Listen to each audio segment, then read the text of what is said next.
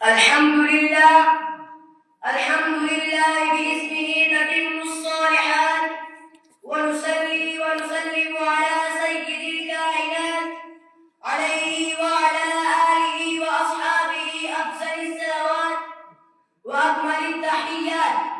أما بعد، فقد قال النبي صلى الله عليه وسلم: لا تزال طائفة من أمتي يقاتلون على الحق، أو كما قال النبي صلى الله عليه وسلم.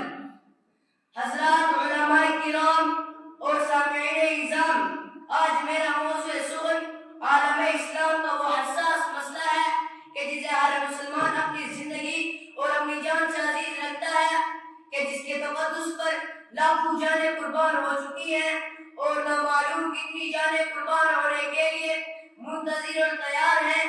اس جمعستان عالم کا پتا پتا بوٹا بوٹا اس بات پر شاہد ہے کہ قرائے ارض پر ابتدائے آفرینش ہی سے حق و باطل کی ٹکر رہی ہے. زمانے قدیم ہی سے خیر و شر کے معرکے بپا رہے ہیں. ہمیشہ سے ہی نور و ظلمت، کفر و ایمان پر دست و گریباں رہے ہیں. خدا کی اس سرزمین پر ایک سے ایک قرآن اور بے قرآن و جواب راہ پروان چلتے رہے ہیں. اس صفائے ہستی پر بڑے بڑے ظالم اور جابر حکمران نے اپنے ظلم و جور اور جبر و تشدد کی خوفناک داستانیں لکھی ہیں.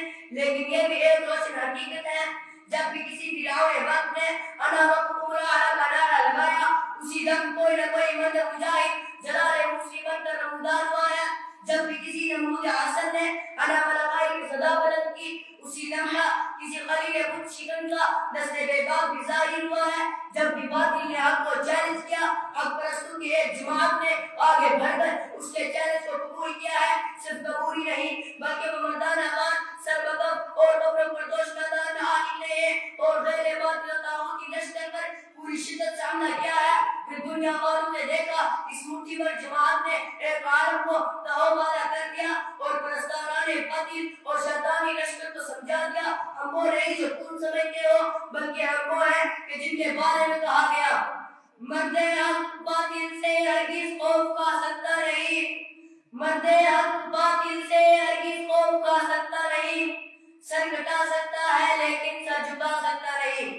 مسلمانوں ذرا یاد کرو اس وقت کو کہ جب قبلہ اول پر عرب سلیبی 90 سال سے اپنی ہو چکا داستان اور ظلم پر مریم کا اعلان کر رہا تھا اور پاسبان اسلام خواب غفلت میں بدہوش تھے. جب عالم اسلام پر کفر و شرک کی دھمول مٹائی جا رہی تھی اور پرستاران طاغوت سرزمین حرم کو اپنے ناپاک اور منحوس قدموں سے آلودہ کر رہی تھی، جب باطل پرست حکومتیں مسلمانوں کو مٹانے کے لیے ہتھیاروں کو تیربارہ کر دینے کا عزم صمم کر چکی تھی، تو ایسے نازک وقت میں خداوند عظیم نے اپنے ایک ایسے پرستار کو حرم کی پاسبانی اور قبلہ اول کی آزادی کے لیے منتخب فرمایا جسے دنیا صلاح الدین ایوبی رحمۃ اللہ علیہ کے نام سے یاد کرتی ہے، جس کا دل جذبہ جہاد سے سرشار تھا، جس کے چہرے پر عزم و استقلال کی کرنیں جلوہ فخر تھی، جس نے اپنی زندگی اسلام کی سربلندی اور اعلی کلمت اللہ کے لیے وقف کر دی، جس نے اپنے تن من دھن کو اللہ کی راہ میں قربان کرنے کے لیے بےقرار تھا.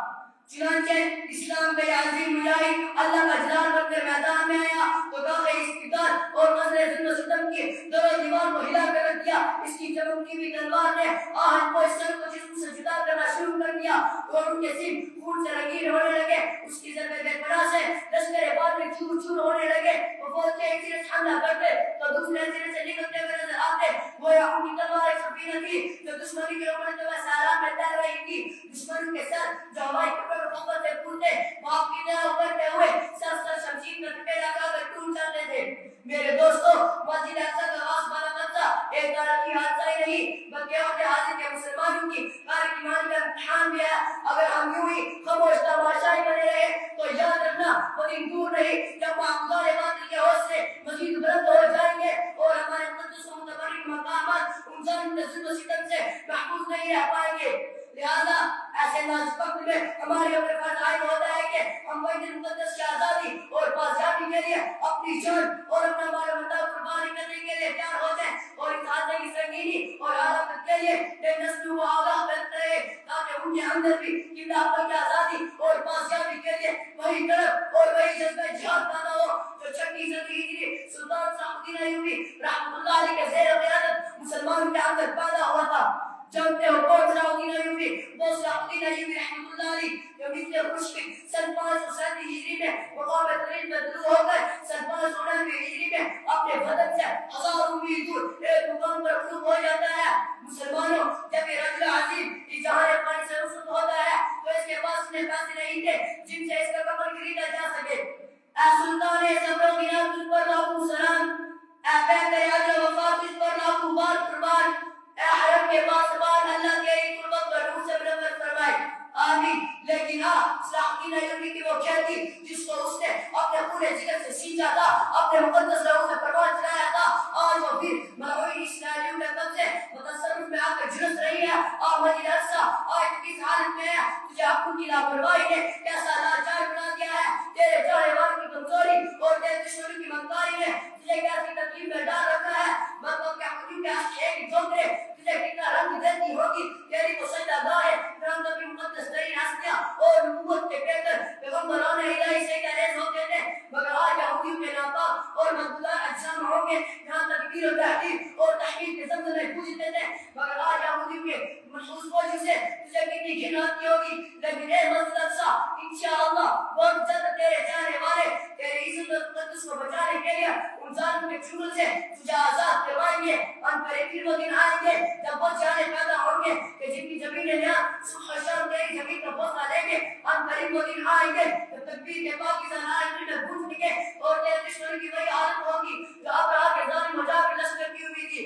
مسلمانوں تمہیں بھی شہداء نے اسلام اور سر و شان خیر نام قبول گردش کر رہا ہے جنہوں نے اپنی زندگی ہر ایک پاس بانی اور خدا بند قدوس کے دین کی ناموس کے لیے اپنی جان و مال اللہ کی راہ میں قربان کر دیا تھا. اور تم بھی اٹھو اور ذلے باندھنے پر مطلب امامت پر گر کرو اور اعلان کر دو کبھی ایسا نہیں ہوگا، نہیں ایسا نہیں ہوگا، کبھی ایمان کا